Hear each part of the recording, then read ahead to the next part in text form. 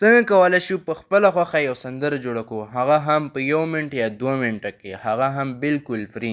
نو په دغه ویډیو کې درته ټوله طریقه ښیم. د ویډیو شروع کول نه مخکې یو کوچنۍ غونتې غوښتنه ده، نو کوم که چیرې زموږ چینل ټیک کومر سکلز کې نوي یاست نو زموږ چینل درسره سبسکرایب کړئ او د بیل ایکن تڼۍ درسره کېږئ تر څو هره نوې ویډیو تر تاسو پورې در ورسېږي. راځئ نو ټوله طریقه درته په ویډیو کې ښیم. راځئ د ویډیو په طرف خپل پلی سټور ته چې کله پلی سټور ته راغلی، دلته به راشئ لاندې سرچ آیکن ته. چې کله سرچ آیکن ته راغلی، پاس سرچ کې به ورته ولیکئ SUNO سونو به ورته ولیکئ. چې کله مو دا ورته ولیکو، دغه یو اپلیکیشن دی، دا به تاسو انسټال کړئ. چې کله مو انسټال کړئ، بیا به راشئ چټ جی پي ټي ته.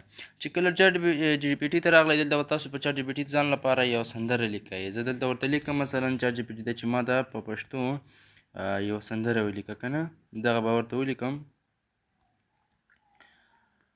کوشش وکړئ سندره داسې که نه چې هغه کې د پښتو تورې ځانګړې تورې که نه د ډال دال دا زیات نه استعمال شوي. نو دلته ګورئ زموږ سره سندره پوره ولیکه، نو دا سندره به تاسو چې کومه دی دا به کاپي کوئ. چې کله مو کاپي کړه، بیا به راشئ همدغه کوم اپ چې کوم دی سونو، دې ته به راشئ. دې ته چې کله راغلی، نو تاسو ته به دلته لږ انتظار ورته وکړئ. تاسو سره به دغه شانتې یو صفحه راشي.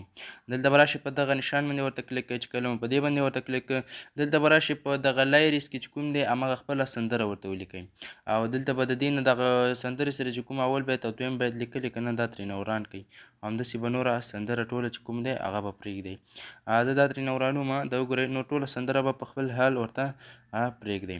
په دغه ځای کې تاسو کولی شئ چې د دې سټایل هغه کوئ، ورته ولیکئ چې سټایل څنګه یي او څنګه نه یي که نه، دغه سټایلونه باید ورته هغه کوئ، انتخاب کوئ.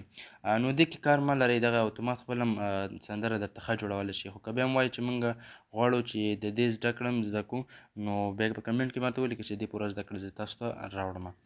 نو چې کله مو دا ورکړه، اوس به دلته راشئ په دغه کریټ ګورئ، په دې کریټ باندې به ورته کلیک کړئ. چې کله مو په کریټ باندې کلیک کړه، دلته تاسو ته وایي لږ انتظار به تاسو وکړئ.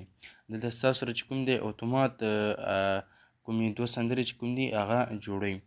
نو دلته ګورئ ما مخکې جوړې کړې دي، خو اوس بیا راځم دلته دغه ځای کې ګورم چې دغه دوه سندرې موږ لپاره څنګه جوړوي. نو دلته به لږ انتظار ورته وکړئ، ډېر انتظار نه غواړئ، خو ټول 1 منټ یا 2 منټه کې جوړېږي. دا وګورئ جوړې شولې.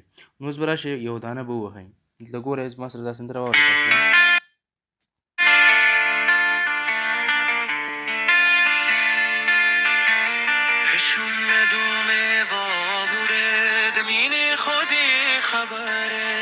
د ګورئ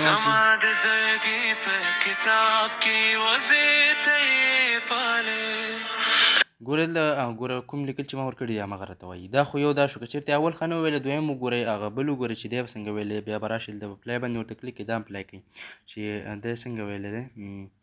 وبښئ دا به پلی کړئ. چې کله مو پلی کړئ، دا مو چې کوم یو خو هغه بیا ډاونلوډ کړئ.